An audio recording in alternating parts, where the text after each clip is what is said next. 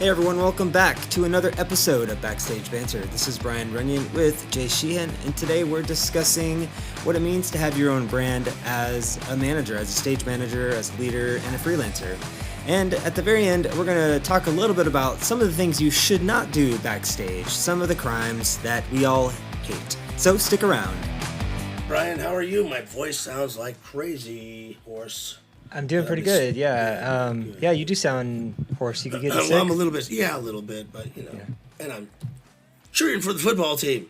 I'm going to a recital at 1 o'clock for my nephew, who is amazingly talented at 8 years old.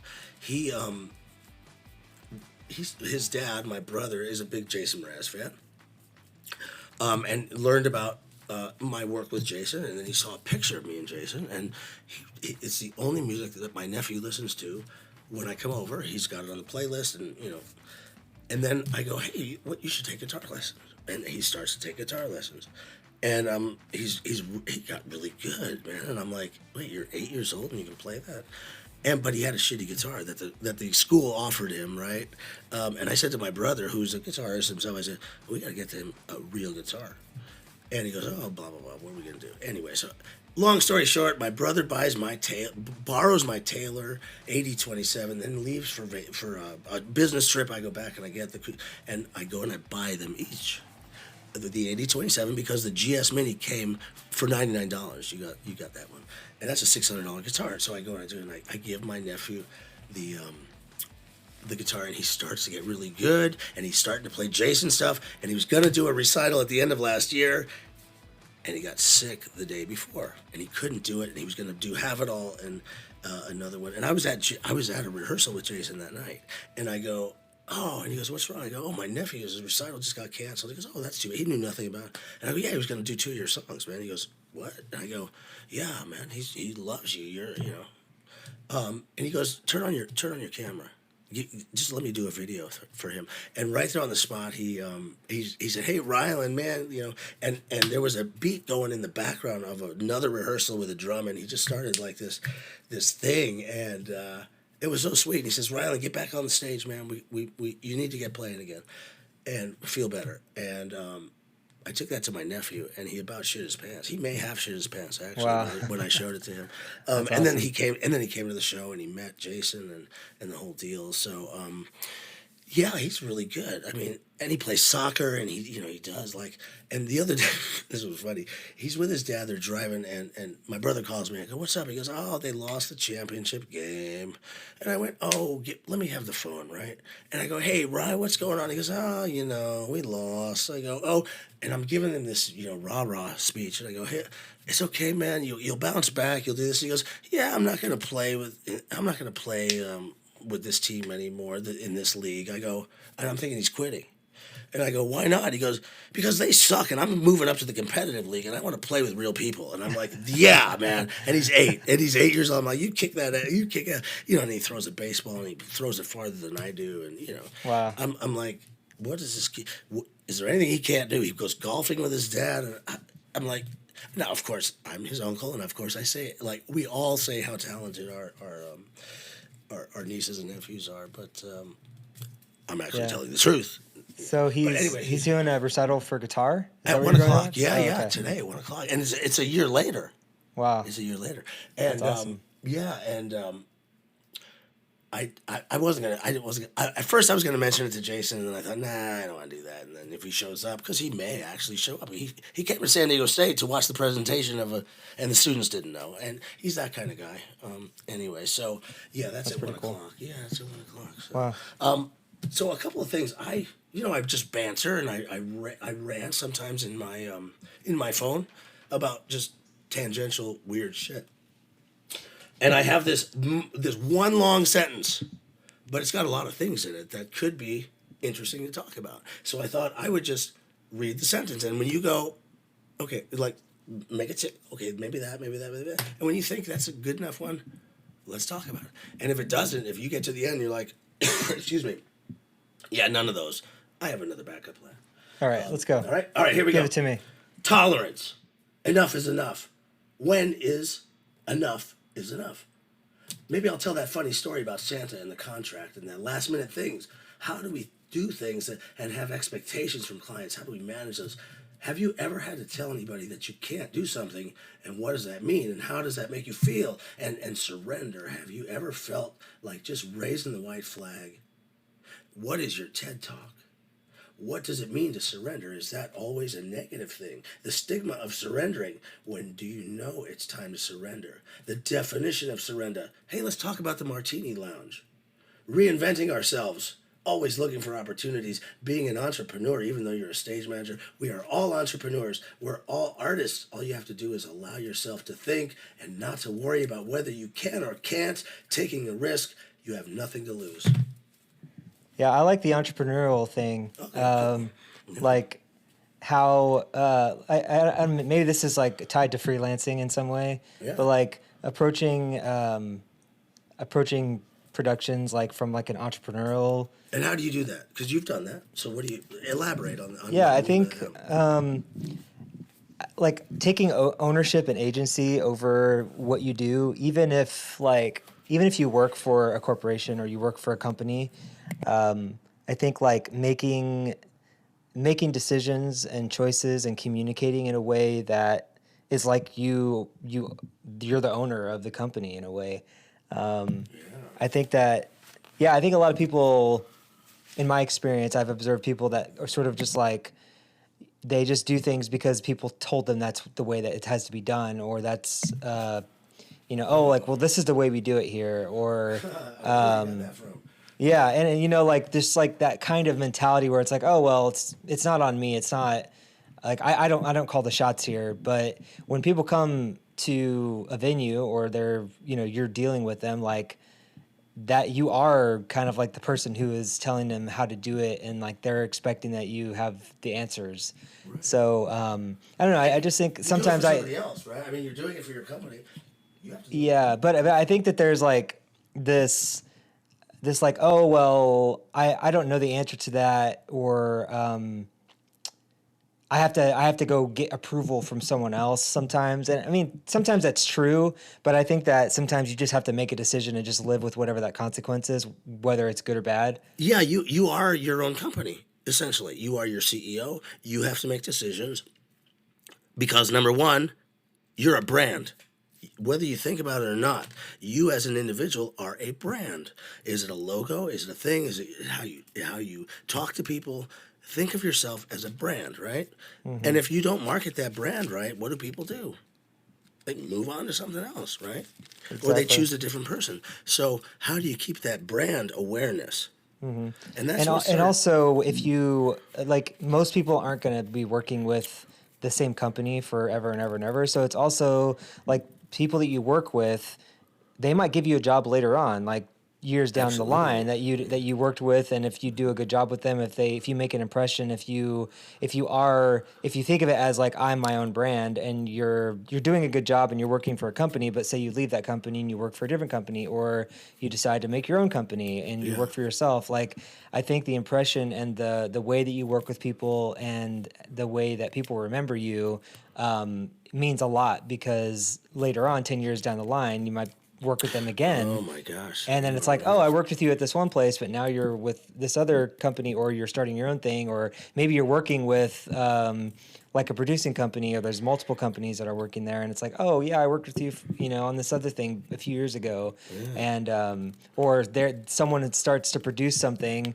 and they remember, oh yeah, that guy Brian I worked with a few years ago, I want to have him on my team because he did a good job, or whatever. So I think that thinking about things beyond what's happening right now is that's an important lesson I learned when I was freelancing. It's like the way that you're coming off, the way that you interact with people now is important, because like the next job you get is going to be like, it's going to be impacted by how you perform now and how you interact with people now. Absolutely. And that goes to the point of what I tell my students all the time, is that don't forget that you are your brand, and the brand awareness is your reputation. Your reputation has to be impeccable, really. And the other thing is that, how do you do that?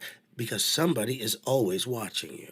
You got to remember Always. that there's always somebody watching you. So that in itself is an entrepreneurial thing. And for the longest time, right, I wasn't an entrepreneur. I was a stage manager. I'm looking for work, right? And then I started thinking about like, oh well, that person, why did they hire me? They're like, oh, we've heard you do great. And all of a sudden, I'm like, I start my company, right? And Q1 Productions, which is just me, by the way. But that idea of I don't post shit on social media of me drinking a bunch of shit out of a red Solo cup, and on the weekends, because all it takes is one person to like interpret that wrong, right?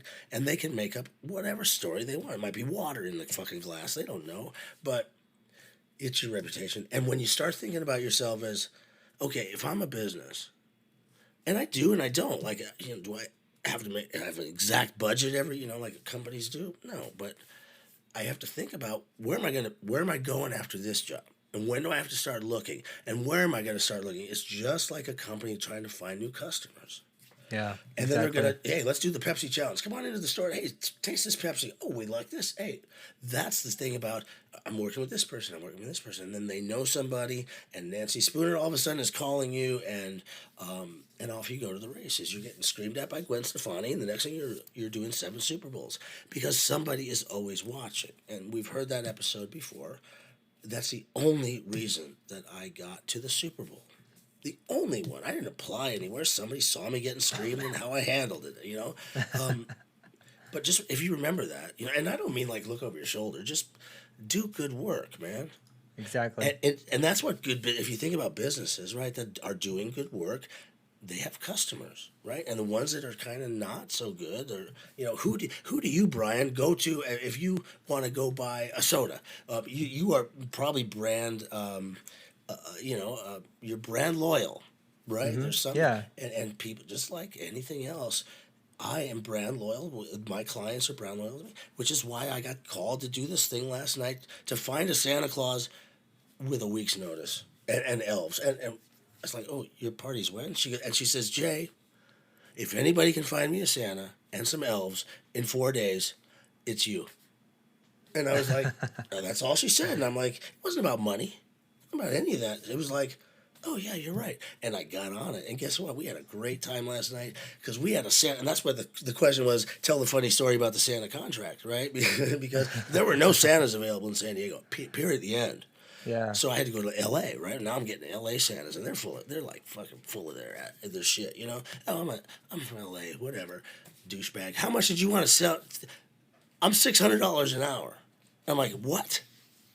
And they knew that I was, it's supply and demand, right? Yeah. Supply. Especially And in short notice. and they're like, who's the client? And I go, oh, she's a private woman, and they knew, like, okay, well, if you want me, I'm $600 an hour, motherfucker. And I'm like, oh man. And I had a middle person trying to find me one, so I had her working really hard on it. Everybody's working their ass off, and then by the way, not only $600 an hour for 5 hours. So that's $3,000, right? Santa wanted a private room in the back where he could have his dinner, and he wanted a 15-minute break every hour. And Santa's for the fucking photo op for the kids that are getting on a boat for 4 hours. We're going around the bay in circles, right? It's not like the kids can't get, And I said, are you kidding me? And he was like, yeah, man, okay, whatever. I go, oh, these L.A. fuckers, man. Sorry, if any of you are from L.A., I'm sorry. I'm from L.A., I can say that. But I go, yeah, you know what, I'll pass. Because one of the elves, who was one of my former students, said, I might know a Santa. And she did a little preemptive stuff. She goes, well, he's not, don't know. I took the chance. Because you know what? No, I don't care if my client is a multi-billionaire and could wipe their ass with you're not going to take advantage. You're not going to charge me $600. It's principle. You know what, Santa? Oh, and Santa needed a Wrangler too, Oh, of course. And when I said, you know what, I don't need you, man. I called his bluff. Anyway, that's the funny story because bye-bye this Santa, in comes the new Santa. They're great. He's a community theater actor. He's used to making $3 an hour. And I go, hey, what do you think how much would you charge? He goes, I've never done Santa before. He looks just like him. I bought all the costumes on Amazon, like the whole deal in 3 days. And he goes, I don't know, like, oh man, it was such a hard question. And I know what the budget is. You know, I know how much character actors are. You know, they're not cheap necessarily. But I wasn't using a middleman. Now it's just me and Santa negotiating, right? Just And I'm you like, Santa. me and Santa, and I'm like, okay, dude, go for it. What do you think? And he goes, 175 an hour, like really reluctant. And I go, 175 an hour? He goes, yeah. I go, I'll give you 250. And he about shit his pants, right? And because that's $1,000 versus the 3,000, right? So I'm still Yeah. ahead, and I'm giving, and he's just shits his pants. He's gonna make, some money. And then he goes, "Oh, my wife." I go, "What? Can she come to the party?" Of course she can. Okay, guess what? Dude that got in the altercation with me was gonna be an elf. I fire him. You're not coming to the thing. And then I call Santa. I go, "Hey, would your wife put on a Mrs. Santa Claus outfit and be line control for the photo ops?" "Oh, hell yeah!" And I go, "I'll pay her $100 an hour, 150." So they're about shitting their pants. And then the luck again. The elf that I let go, and only in my business can I tell this story, and people are like, "Oh, okay, yeah," because none of it is unusual. I fire the elf, and I go, "Okay, now who is 6'2" that's gonna fit in this outfit that I bought from Amazon, and I can't get another one?" And I go, "Andrew, my masseuse." Oh He's my downstairs, God. and he's thin, and I go, "Andrew, what are you doing?" He goes, "I'm cleaning houses for like 12, $18 an hour because he doesn't have another job." I go, "You want to be an elf Saturday?" He goes, "What?" Like, people don't know that's like, what? And they're like, I what are go, you talking "Be an about?" elf." He goes, "Yeah, I got this party. I got this costume. I know that you can be Buddy the elf. I've seen you. You're a funny guy." And he goes, "How much would I make?" I go, $125 an hour. And he shit his pants. He goes, "Absolutely, I'm there." Didn't even care anything else. And then Crystal, one of my students from 2005, who does a youth theater company. That's what I mean about like being able to pull shit together. And it was Jillian who got the Santa from the community theater. It was Crystal that told me get all this shit because we're gonna do activities with the kids because she's got a youth theater. And it was Andrew who cleans houses that's just like beside himself that he's making money. And I gave him a check for $938 because I gave him the 15% gratuity also. And he goes, "Do you know how long I would have had to work for $938?" I go, "Nah, Yeah. I said, I'm happy to be able to do that for you because, I am genuinely, Yeah. And I'm like, no, I don't want you keep the gratuity, and that's Yeah, where that right, thing exactly. about should I keep the $800 or not? But you know what? In the end, Brian, Pay it forward. man, and you know what? I'm fine. You know what I mean? Like what I made and what I, asked for. And again, they just write the check. Because the trust, because your reputation, Right. and because he's like, if anybody can do Santa, if anybody can get me Santa, it's you. And guess Yeah. what? We did. And 10 years ago, 8 years ago, in her house at Rancho Santa Fe, we're having the meeting, and she goes, "Do you think we could make it snow in my front yard for the kids?" And yeah, we can, right? We Yeah, can. we'll figure it out. Well, we did. We went to a company in Los Angeles, and they bring gigantic blocks of ice, and it crushes it up, and you do it with a big hose, and it lasts for 3 or 4 hours. Except they were late because when you go between LA and San Diego, there's the San Clemente way station going south, and you got the truck way station. Well, these knuckleheads overloaded their truck with too much ice. Now, you talk about getting a call that you're like, what? Like, as a production manager, right? Like, you would never in a million years, I get a call. I'm not sure we're going to make it. Why? Too much ice. We're overweight. I go, "Oh, you guys, how long you been doing this? What are you, new? You know how much do you not know?" So anyway, instead of, we yelled for a minute, I go, "Get another truck. I don't care where. Take 100 pounds off it. I don't care. But if you guys aren't here, I'm going to sue you because I have a contract. Get your shit down here." And somehow they figured it out, and they got a truck, and we were at 10 minutes to go before the valet opened. We're blowing ice and snow all over the place. And then, "Okay, places, please." Boom. Walking in a winter wonderland. The music comes on, and here comes Forever Plaid, and here come the kids, and it's snowing, and I'm wiping my brow with sweat because she goes, and until last night, Brian, this was 5 years ago, she never knew it happened. And Yeah. because we were talking about the party, she goes, "That was the best thing you've ever done, was to make it snow." I go, "Yeah, it almost didn't." And she goes, "What?" I go, oh, you didn't know this. I said, she goes, no, what happened? And I go, well, we don't tell you these kind of things. We don't want you to worry at your own event. Could you imagine if I said, hey, oh my God, we might not get the snow. Yeah. And she's got 300 people coming? Yeah. No, that's where you go, okay, That's what right. can we do? What are we going to do? What's the worst thing that can happen? The worst thing is that you're not going to make it, and it's your fault, and I can tell her, I'm sorry, there's nothing we could do. These knuckleheads fucking forgot to check how much their truck weighed. People, do the work. Do your homework. Seriously. Proper prior planning prevents poor Oh my performance. God, Brian, that was the next thing I was going to tell you. That was if we didn't do this topic, it was what do you think about proper prior planning prevents poor performance, and the importance of advancing a show to the detail, because then seriously. honestly, it's written right here, man. P, and there's an extra P because my dear friend Mike Richter, REO Speedwagon's production manager, he would always say, Jay, proper prior planning prevents piss poor performance. And I go, yeah, I can't do the piss part in the classroom. It's probably not appropriate. So I took one out. But that's exactly what it was going to be because, I got a question for you. Yeah.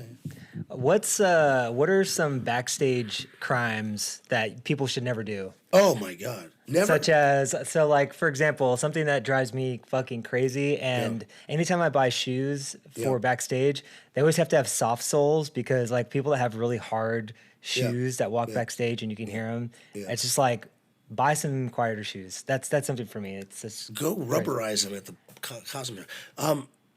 Here's the perfect example because it happened to me. And now that you brought that up, I'm like, oh, that was a crime. And somebody caught me and and it was a life learning lesson. And you'll never guess what it was. But here it is. It was my first time being on a tour with a rock star. It was with Linda Ronstadt. And the backup band was the San Diego Symphony. And we were playing Phoenix, Arizona. And this was at the Universal Amphitheater up in Los Angeles was our first show. And I've never been backstage before. I'm like, look at the catering. Look at this. Oh, the backstage pass. I'd never been there before, right? A couple of guys eating lunch and their roadies, and I go over to the table, and I'm like, I'm going to have some lunch. And I look at the cheese platter, and I'm like, whoa, that looks good. And there's no tongs. There's no tongs to get the cheese with. So what do? I use my fingers. I grab some cheese off the fucking plate. And the guy sitting at the table goes, hey, what are you, fucking new? I go, what? He goes, you don't touch the fucking cheese with your fingers. What the fuck's wrong with you? Now I'm going to touch I got to come up and then, And I was like, oh, whoa, you're right. And I always, from that point forward, when I do a show, I make sure there's tongs on every single thing. I go to my caterer, there better be fucking tongs there. Because that guy scared the shit out of me on my first tour, and that was the backstage crime. And that was, hey, that's a good segment, backstage crimes, Yeah, that's so funny. Yeah, and then the rock stars do the crimes on each other, and that was a fun time with the B-52s. For those of you that don't know the B-52s, an amazing band, Rock Lobster, Rome, Love Shack. Fred Schneider is the only boy, and then the other three girls, two girls, and then so they're playing my venue, and Fred, the girls on their rider, Blueberry, the snack bars, the health bars, whatever brand it was, had to be Blueberry, don't in big fucking capital letters, better not be anything but Blueberry. So we're like, okay, got the Blueberry, right? And Fred sneaks into the girls' dressing room before they get there. And he takes them. And they get the blueberries? The blueberry bars. He takes them. And he goes, and I knew they were there, and I didn't know he took them. And the girls come in there, where's our blueberry? And the manager, where's the blueberry thing? And I'm like, they were right there. I go to the kid, where were they? He goes, I put them right there. We don't know where they are. I go get some more of those things. Okay, great, do that. They go out to do sound check. He comes back and he steals them again. Oh my God. Yeah. And he's a character. Where the fucking now we go through this whole thing again. They were there, we go through. And anyway, at the end of the show, guess what? Fred walks into the dressing room and he takes his bag and he turns it over upside down, and like 25 of these blueberry bars come flying out of his bag, and they go, you son of a bitch! And I went, are you kidding me? I got yelled at all day because you're, And he goes, oh, sorry about that. And it was just one of those, don't steal each other's shit. Yeah. They're oh my God, that's hilarious. They're a hoot. Yeah, they played my the AIDS Memorial fundraiser for us. Oh, cool. Because we're raising money, and I was put on the committee, and the mayor's wife. The first meeting, she goes, I go, what do you want to do, Catherine? What do you want to do? She goes, I want to do an 80s party. And she doesn't know me from anywhere. And I go, oh, what do you want to do? I go, what about if we got the B-52s to play? She goes, you can't get the B-52s to play. And I called Larry Richter and I said, blah, blah, blah. And 2 weeks later, we had a contract. So we do the show, and at the end, it's the photo op time, right? So the mayor and the mayor's wife, hey, can we do a photo with you? Hey, we want to present you with a key to the city. And here comes this plaque, and it's got a big fucking brass key. And to the B-52s, for your astonishing work for the city of San Diego, we are going to proclaim this B-52s Day in San Diego. And here is the key to the city. And we take pictures, and we do this, and we do that, and we do that. And everybody's happy. This is great. And the mayor leaves, blah, blah, blah. And they get out of their dressing rooms, and I'm walking them to the SUV with their bags and stuff. And Fred is carrying the key to the city. And he turns to me just before he goes in. He goes, you want this fucking thing? And I go, what? He goes, you know how many fucking keys we have? Every city we go to, we get a key. We don't need any fucking keys to cities anymore. And I go, sure. And he goes, go get me a silver Sharpie. And they all signed it, autographed, and I have it. And it's sitting right next to me right now. It's an autograph. And nobody knows that to this day. That's so funny. That happened. But one of these days, they will now. No, you think the mayor's gonna listen? He's not even the mayor anymore. He's in trouble. He's been ousted. And no, it's funny because a couple of my friends know because I tell this story and they're like, "What? Oh, that would be funny." And if I go, "Hey, you guys, remember that key to the city that you gave them? You were so happy." Like, yeah, they didn't fucking care about it. But that's what happens with Backstage. There's just crazy stories that happen sometimes, and that's why we call it Backstage. Sometimes they do, sometimes they don't. Yeah. That guy. Well, our mayor, Kevin, he was an SDSU frat. He was in a fraternity at SDSU, and so we party at San Diego State. Well, he's known to have a couple of drinks and whatever. The bar had closed. This was at the Outdoor Symphony Summer Pop site, and caterer's down. We're done to like the last couple of songs, right? And all of a sudden, I'm like, why is the mayor looking over the fence where the bar was? And he's, I'm like, what is he? I said to Mark, what's he doing over there? I don't know. So I go over there. I go, Kevin, what's going on? Oh, Kevin, sorry. It's Kevin Faulkner. He's a Republican. He's out. Goodbye. And I go, Kevin, what are you doing? Oh, I need some beers, dude. Can you get me some beers? And I'm like, you're looking at, he's like trying to get the fence, like over the fence to reach some beers. So I go, let me get him for you. And I walk around and get him some beers. And I was like his hero, right? So he's at the ribbon cutting ceremony last week for the AIDS Memorial. 9 years later, we're going to open this fucking thing. And he's there as the former mayor that was behind the thing. And he's standing next to me. And as we're singing the end of the national anthem, I go, I got a funny story for you. And he goes, what? At the end, I go, remember that night? And he goes, oh, yeah. I go, I tell that story all the time to my students that you were trying to steal beer and I got it for you. And that's how we became. It's just weird shit, man. Weird shit happens in the backstage world. Dude, it really does. Which is does. why we call it Backstage Banter. And I got to fly because I got to get to this recital. And I love you guys. And thank you so much. Take care, everybody. Take care. Bye. Bye.